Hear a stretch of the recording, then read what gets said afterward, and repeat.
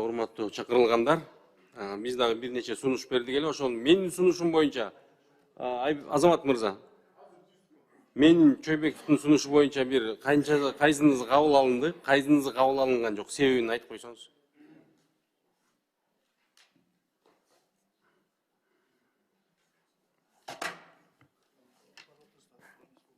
Жооп бересизби? Ага, мен жооп берип атам. Сизде дагы диний насаатчы деп келтиргиле деп айткансыз. Диний насаатчы деп ал бүт баары текст боюнча диний насаатчы кылдык. Экинчи маселеңиз ушул жогорку жана орто диний окуу жайларга Кыргыз Республикасынын конституциясына ылайык милдеттүү билим алгандан кийин кабыл алынат деген аны коштук. Нени коштук? Милдеттүү билим алгандан кийин окуу. 9 класстан кийин. Ооба. Анан ошол эле сиздин жанакы 4-беренин 6-пунктундагы көрсөтмөлөр үймө кыдыруу эмелери боюнча. Аны азыркы айтып өткөн негиздемелер боюнча кабыл алган жокпуз. Бирөө кабыл алынган жок, калганы кабыл алынды, туурабы? Ооба. Анда менде дагы башкача суроо бар. Мыногу 4-беренин 7-пунктунда силер жашы жете элек балдарды диний ишке тартуу боюнча деген маселе мен жалпыдан айттык эле.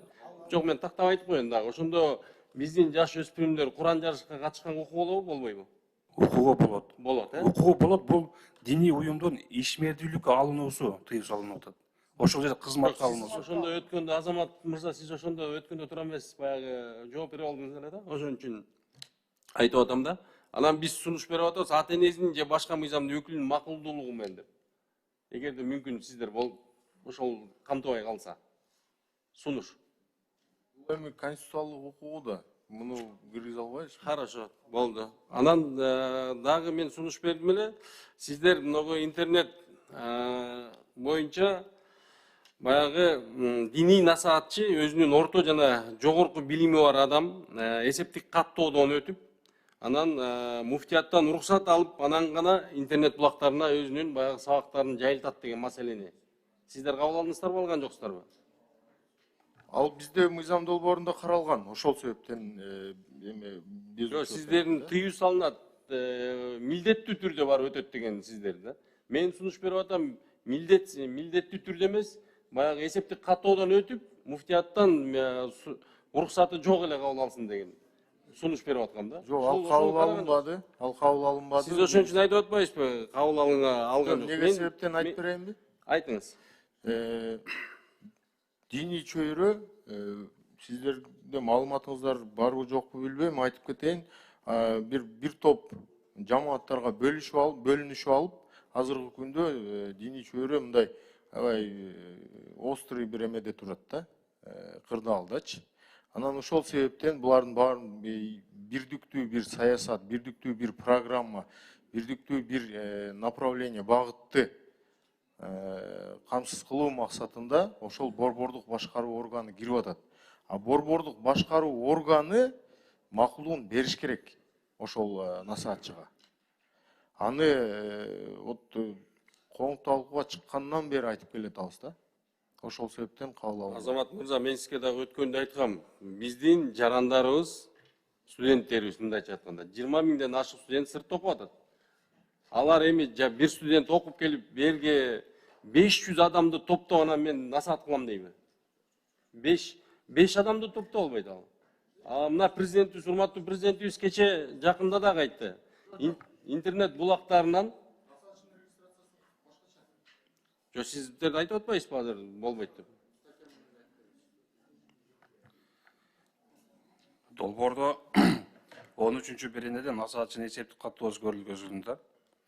Бул жерде насаат айтуу ишин Кыргыз Республикасынын аймагында же чегинен тышкары жүзөгө ашырган Кыргыз Республикасынын жараны эсептик каттоодон өтүүгө милдеттүү атайын жогорку же орто диний болушу керек. Туура.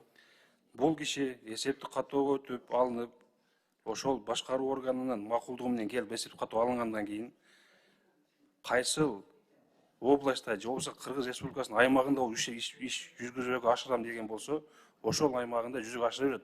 500 киши, 200 киши, 5 кишинин колу кереги жок бул жерде. Мына анда мынакей дагы сиз айтып аткан атайын жогорку же орто диний билими бар адамдар насаатчы боло алат деп айтып атасыз. насаатчы өзүнүн эсептик каттоо күбөлүгүн көрсөткөн аймакта гана ишин жүргүзө алат. Мисалы Ленин районунда өзү жайгашса, Свердлов районуна эмне сиздер кантип тыюу саласыздар? Азыркы учурда деле бизде мисал катары айтайын, миссионерлер келип өтөт, башка ошолор келген заявление бергенде берет. Мен Талас облусунда же болбосо Баткен облусунда ишмерди жүргүзүүгө уруксат бергиле деп. Біз ошол областка гана свидетельствосуна жазып беребиз бөлүгүнө. Территория деятельности по Баткенской области ошолуктан чыкпайт. Эгерде ошол киши Ошская областтан карма эметип калса, алга штраф салынат. А по республике деп жазылып, основном по республике деп жазылышат, о республика боюнча ишмерди жүргүзүшө берет. Ошон үчүн ошо сиз айтып аткан анда эме кошумча киргизгиле по республике деп. Анткени медиага чыккандан кийин ал сиздер бөлө албайсыздар да. Бул райондо насаатын берсе, тиги райондон укпайт деп кантип бөлөсүздөр муну? Цифровизация ушуга жетип калдыкпы биз? Мамлекеттик органдарды киргизе албай атабызбы? Бул ошол арыз менен кайрылганда өзүнүн конкреттүү Ошон үчүн иш алып барат ошону көрсөтөт. Ошон үчүн биз ар бир жарандын конституциялык укугун бузуп атабыз бул жерде. Мен сизге өткөндө дагы айткам. Мен насаат кылыш үчүн 500 адамды топтоп, муфтияттан уруксат сурап, анан кийин насаатымды айтышым керекпи? Мен же милдеттүү түрдө бир жамаатка барып кошулушум керекпи? Бул кандай болуп калат анда? Анда биз мен сиздерге өткөндө айткам, студенттерди анда окутпайлы, чыгарбайлы, ушул жерден Кыргызстандан анда билим алдыртайлы. Уруксат болсо жооп берип койсок болобу? Мединов Жооп Канат, Дин иштери боюнча мамлекеттик комиссиясынын директорунун орун басары. Бул маселени биздин алымдарыбыз да суранган. Бул жерде биз саясатты түшүнүп алалы. Бул жерде кеп эмне жөнүндө болуп атат? Мисалы динди чечмелеген, Куранды тафсирлеген же хадистерди чечмелеген адамдар чыгып атат. Бизде 2 китеп окуп алып эле. Мисалы кээ бир адамдар бар, алымдарыбыз бар, бизде 20 жыл окуган адамдар. Алардын илими менен мындай чалап ала 2 китеп окуп алып, ошол Курандын аяттарын чечмелеп, элдин башын айлантып, YouTube канал ачып алып чыккандар да чыгып атат. Мына ошолорго багытталган эме да, булчу статья. Бул жерде силер каттоодон өтүшүңөр керек, билимге ээ болушуңар керек, жана диний орто жана жогорку билимге ээ болушуңар керек. Мына ошондон кийин анан биздин муфтият менен макулдашылып, ошондон кийин анан түшүндүрүштөрүн жана тафсирлерин, чечмелерин жүргүзгүлө депчи. Бул алымдар өздөрү айтып атат муну. Сиздер уксаңыздар, мен алымдар өздөрү айтып атат деп туруп, силер динге кысым көрсөтүп атасыңар. Силер элге Алланын бирлигин, жалгыздыгын айтканга кысым көрсөтүп атасыздар. Жок, эми бул Сиздер мындай айландырып, акырын кылып атасыздар да, андай болбойт. урматтуу Максат депутаттар, ажы, айтыңызчы сиз. урматтуу депутаттар, эми Эгер мүмкүнчүлүк болсо, туура айтып атамбы, мен туура айткан жокмунбу? Мен сунушумда да мурда айткан элем. Адал, арам, жалпы өтө маанилүү, олуттуу маселени только муфтияттын уруксаты менен чечиш керек. А жакшылыкка чакырып, мындай насаат айтканга ал 500 кишини топтоп, анан мен насаат айтам деген ал туура эмес. Ошону айтам да, ушул жагы. Ар бирибиздин мойнубузда да, ар бирибиздин мойнубузда биз жакшылыкка чакырып. 500 киши жок, насаатчыга. Уксаңыз мени. Бир Кече киши жооп президент дагы айтты.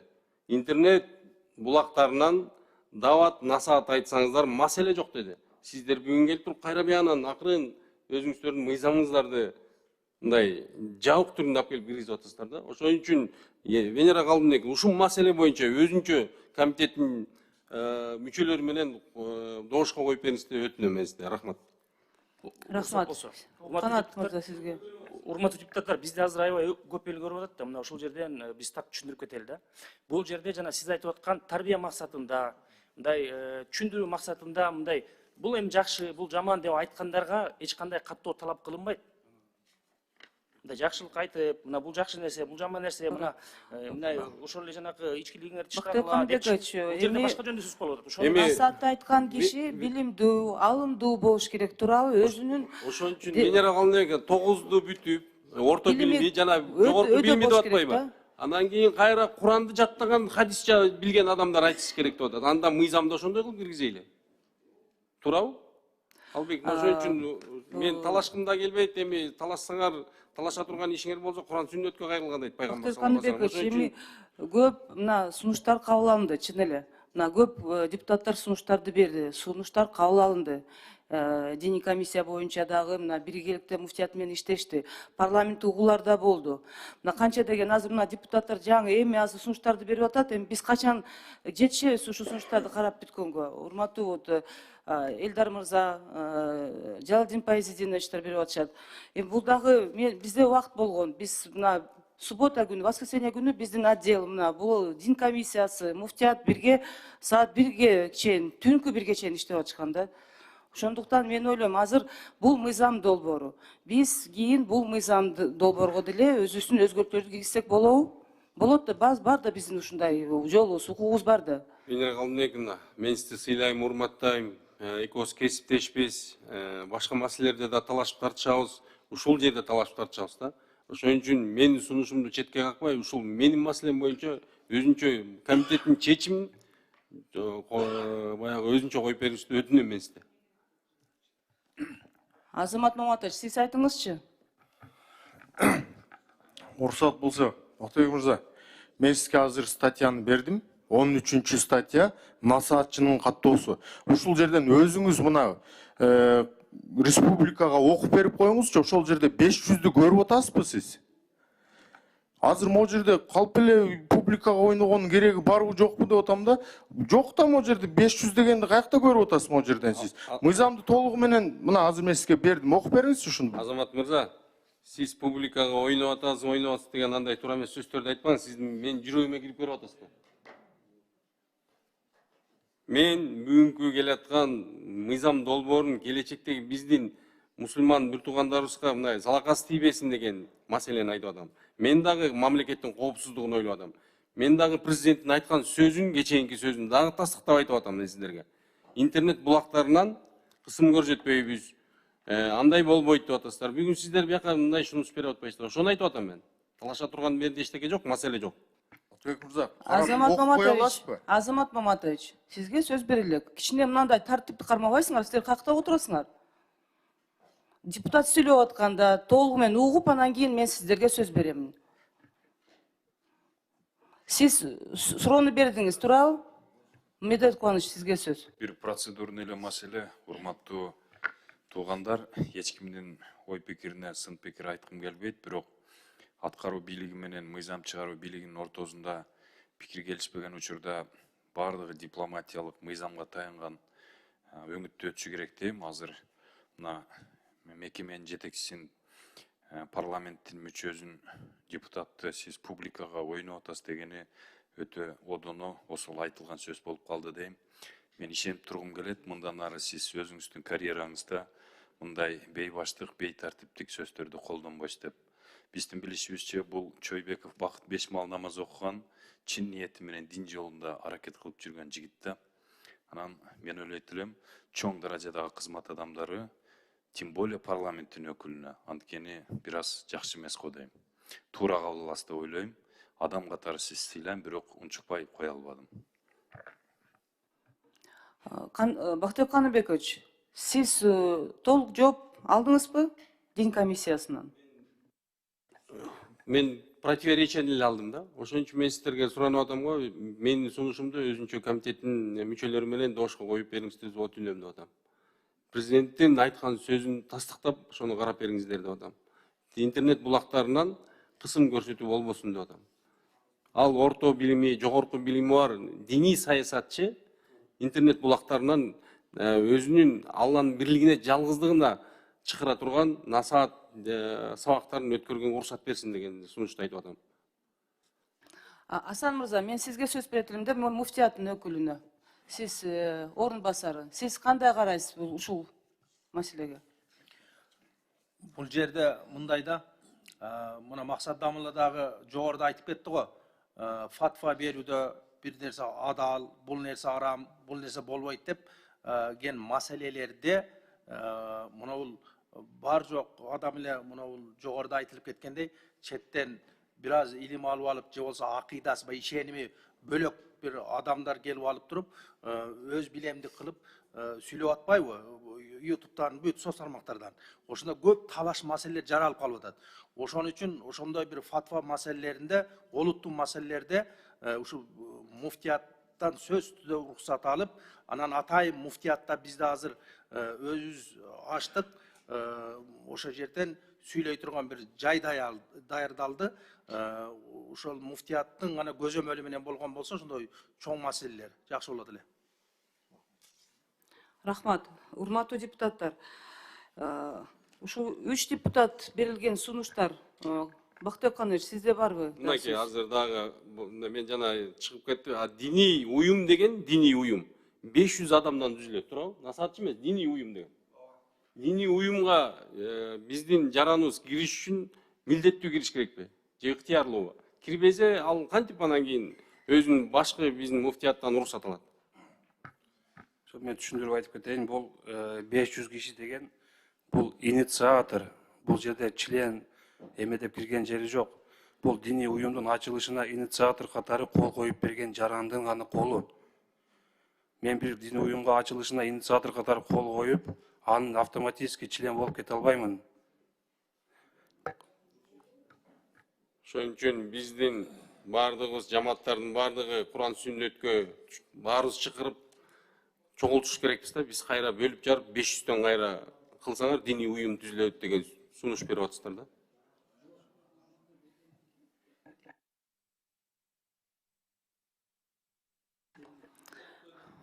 Макул, сизге сөз.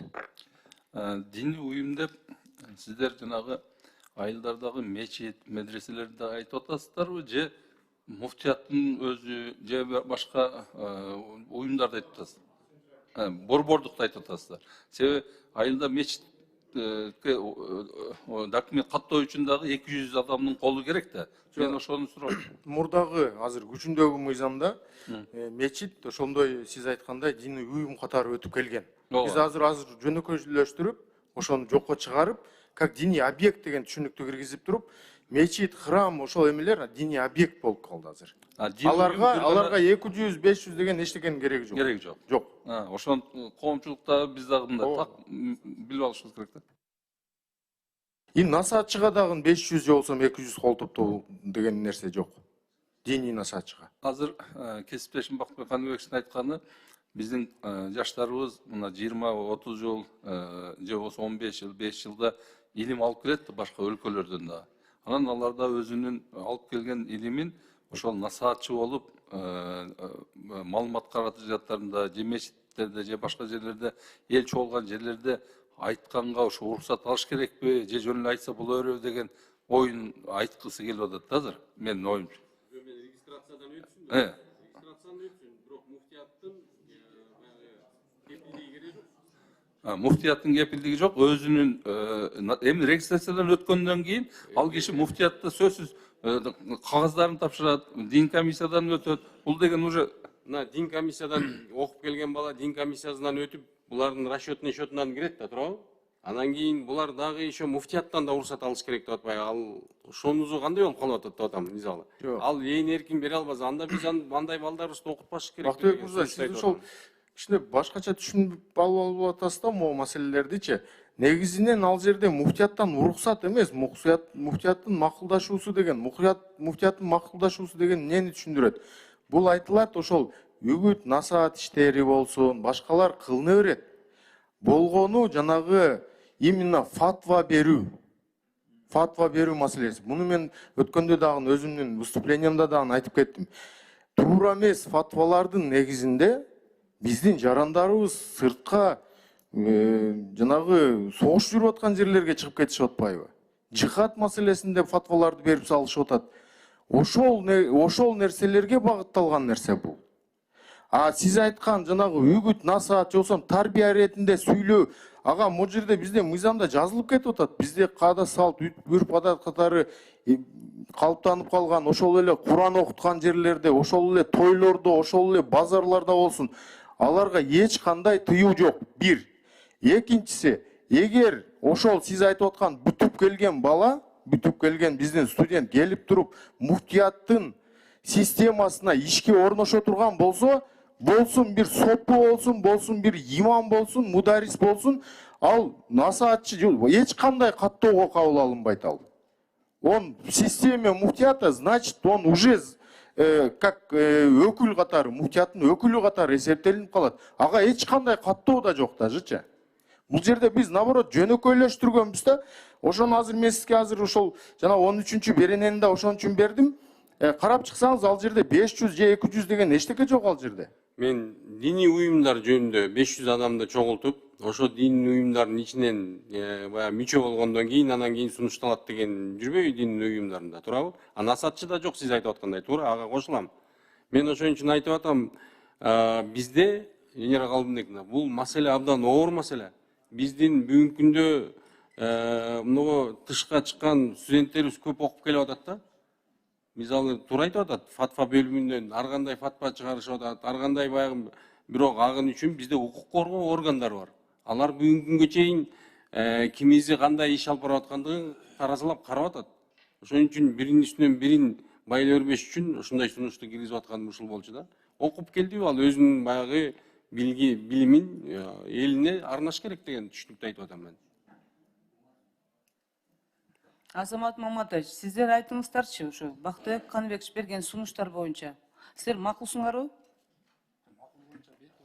Биз макул болгон жерибизди баарын кабыл алдык. Башында да түшүндүрүп айтып кеттик. 9-класс боюнча да берген, диний ишке сунуштама боюнча да берген, анын баарын кабыл алдык биз.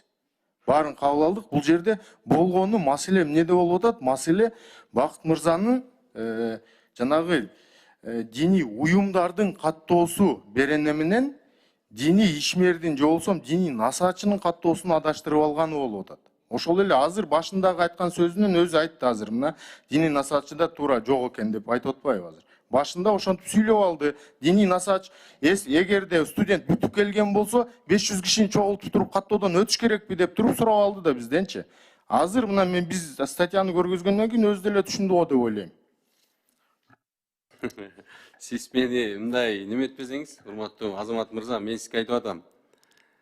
Сиздердин мынакей мейли диний насаатчынын студент окуп келип бүттү. Сиздердин расчетный регистрацияңыздардан өттү.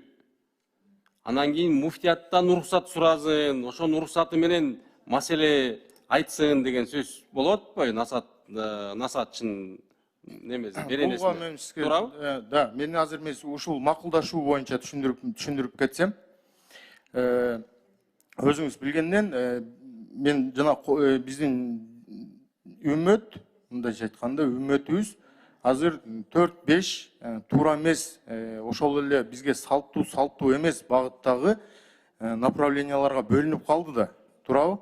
Анан ошону бирдиктүү бир саясат жүргүзүш үчүн биздин салттуу исламды колдоо максатында ошол сиз ислам багытындагы эмесин айтып атасыз, ошон үчүн киргизилип аткан норма бул. Ал жерде алымдар кеңеши отурат, ал жерде муфтияттын фатва бөлүмү отурат. Алардын өздөрүнүн болгону эле ошол кээ бир маселелерде сүйлөшүлбөш керек, же болбосо кээ бир маселелерде муфтият чечим бериш керек деген талабы болот. А калган жана окуп билим алып келген маселелеrini эч кандай тоскоолчулук жок. Чыгып сүйлөй берсин. Болгону эле ошол жанагындай орчундуу маселелерде фатва берүүдө муфтият менен макулдашуу зарылдыгы.